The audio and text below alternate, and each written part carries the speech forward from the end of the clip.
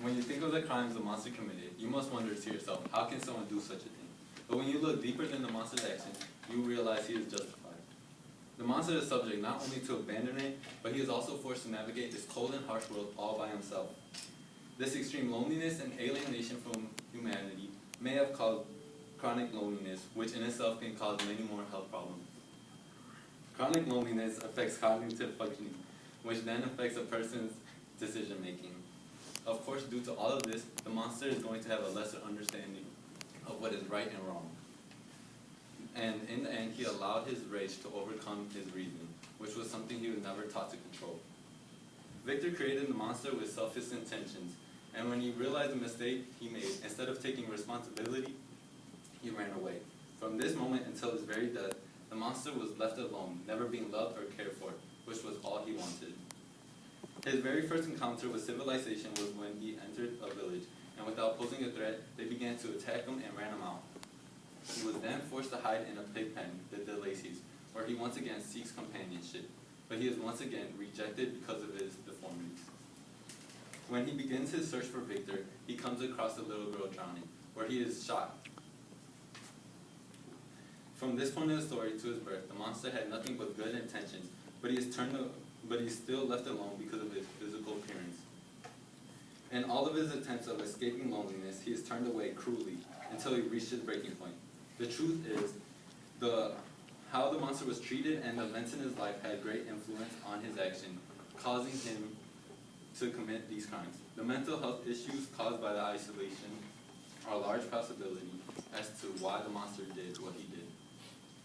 After the monster is abandoned by Victor, he starts to wander.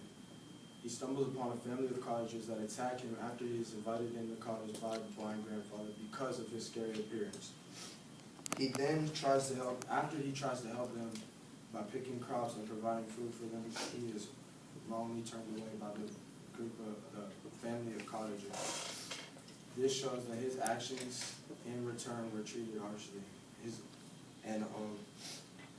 After that, he set the cottage's property on fire, and through that, the way he was treated by the family affected his actions, and he couldn't control his emotions. Also, Victor, the monster then performed a very heroic act of heroism and saved the girl from being shot, as John stated. In the contrary, he is found by a man and shot because of his scary appearance.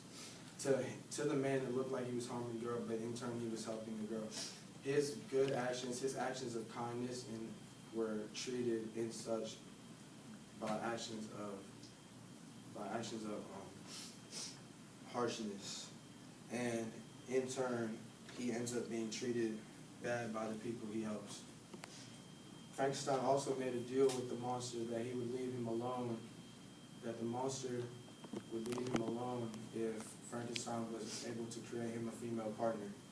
Victor Frankenstein ignorantly doesn't uphold his end of the deal, and it sends the monster into a rage. The monster then kills his fiancée, Victor's fiancée, Elizabeth, because of in turn of the sadness that Victor Frankenstein caused the monster. Again, it's another example of how he is not able to control his emotions and how his sadness caused him to commit such an atrocious act that could have easily been avoided. You might argue that nothing can justify what the monster did because he killed at least 3 members of Victor's family and indirectly killed another one.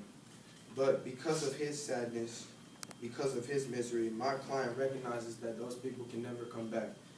But he was never given a chance to have a family at all. Victor had everything that he wanted. And in turn, the monster had no guidance in life to show anybody he had no guidance and was never shown what was right or wrong. He was never shown love, and he was never shown care. And in turn, that caused him to face all the situations that he faced daily with no incentive, with no correct incentive. He had no home to go back to for emotional support and no shoulder to lean on. He was forced to learn by experience, and he experienced daily life, and he lived by the golden rule of do to others as you want them to do to you. You also might argue that the monster must take responsibility for his actions and stop using Victor as a justification to kill, lie, and steal. If the monster was human, did he not feel morally guilty for anything that he did? I believe this argument can be put to bed by explaining the remorse that the monster felt through his killings throughout the story. The monster continually expressed that killing people hurt him more than it hurt Victor. And he had gone to the point where he didn't feel any remorse for killing because he had done it so much, and no being should ever have to feel like that in their lives. The monster in Frankenstein had endured harsh realities and pains of life all by himself. He was abandoned basically at birth by his creator and many different people, and forced to find his way around the world alone. He had no sense of family, love, or togetherness, and which are all the happy things that life brings. This led to chronic loneliness that affected him ever since the moment he was born. Rage took a hold of his life simply because of lack of guidance and teaching, and that shouldn't be blamed on the monster.